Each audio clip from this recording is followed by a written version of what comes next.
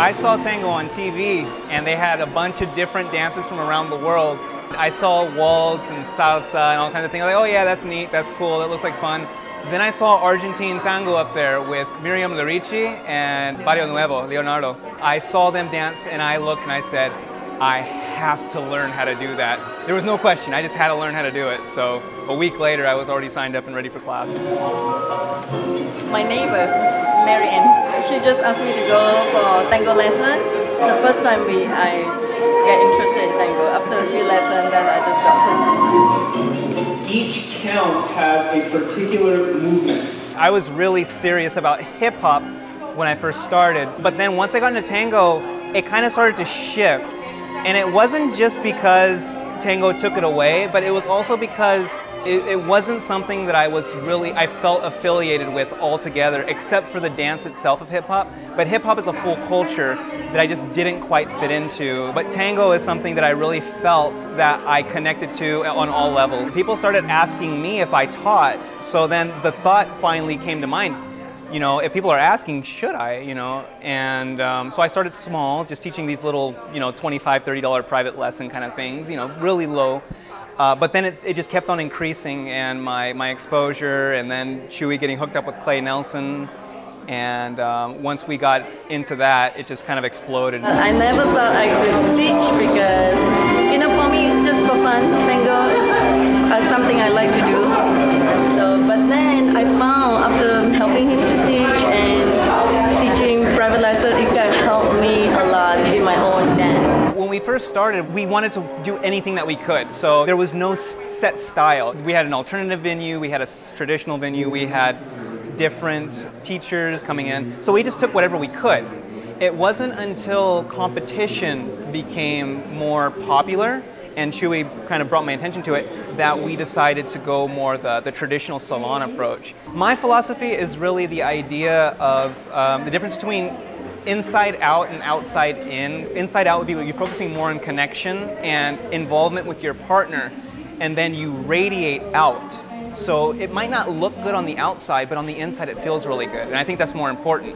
Outside in is the opposite. It looks really impressive outside, but then when you feel it on the inside, like you see them, you're like, oh wow, they're really good. Then you dance with them and it's like, this doesn't match up. It's because it's kind of a hollowness. They're missing that interhuman connection. I remember when I was starting with tango, some instructor would teach me one way and the other instructor will come and say, no, it's this way and you shouldn't be doing this, and I got all confused.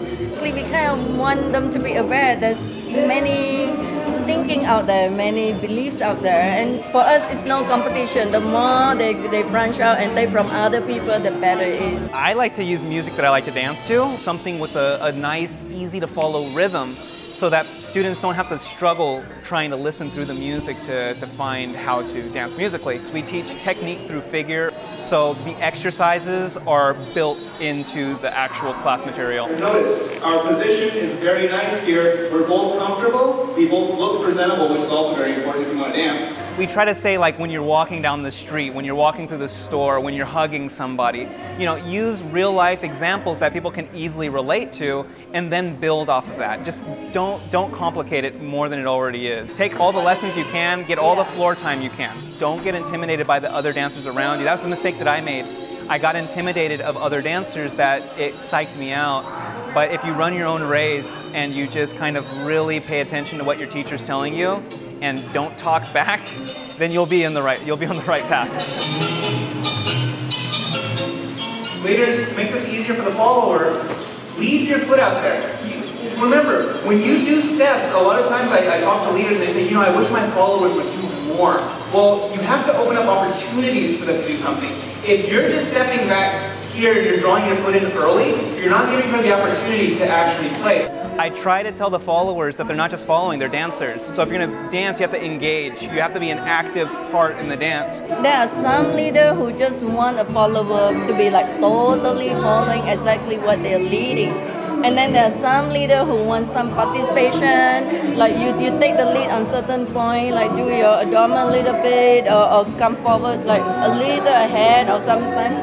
And then some who I have danced with some guy who actually want you to take more control. He almost want you to back lead him. So there's all these different styles. When I dance with a follower who is actually meeting me in the middle, who is returning my energy, it really makes it more pleasant. It inspires me to dance. Overall, those are the followers who dance all night, are the ones who get that. Another thing that I really like, seeing right now is followers leading and leaders following, and that's really kind of cool. And people kind of switch back and forth, different roles. So that's nice to see. Personally, I like the ability to be able to ask because I can choose exactly what I dance to with who. So but I understand that it's difficult for followers. It's easy for you to ask for a ride, but then the other guy has to drive.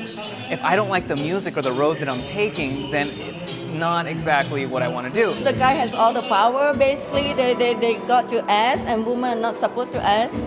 And they say, oh, okay, you can do capaceo, and then, things. But again, sometimes when women ask, they resent it, and it's so hard, and a lot of women are just sitting at the side. And there are tandas, like he said, he can choose the song, and they can choose who they want to ask to dance to a certain song.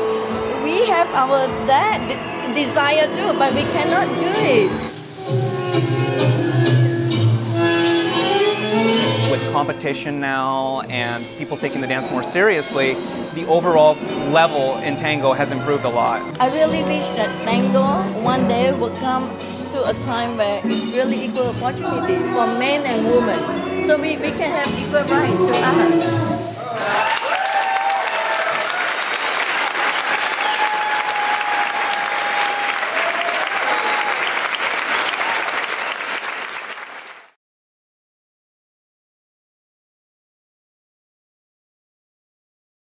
L'amo in